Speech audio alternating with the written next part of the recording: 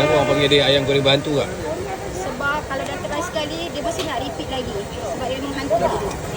Ayam goreng berhantu. Ini untuk abang seorang. Yang ini ayam Chase, yang ini ayam Korea. Barang baik guys, memang limited. Korang lambat habis.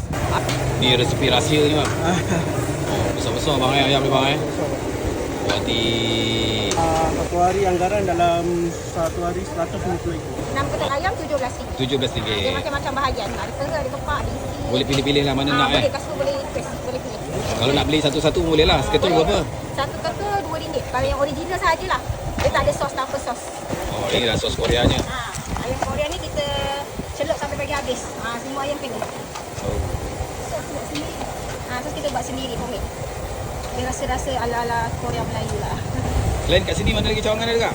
Ada satu je kat Tambanan je. Setakat ni kat sini saja. Oh, tahu kak letak apa tu? Ini bijan.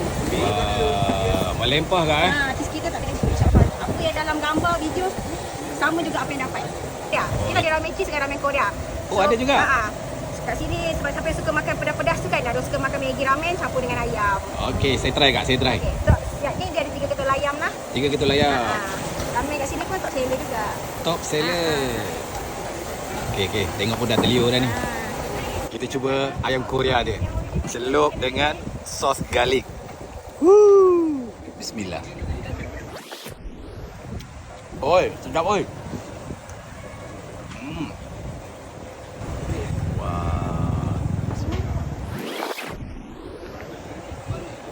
Antara top seller dia ramen ayam Korea.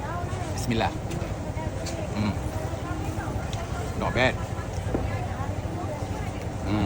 Ayam goreng berhantu.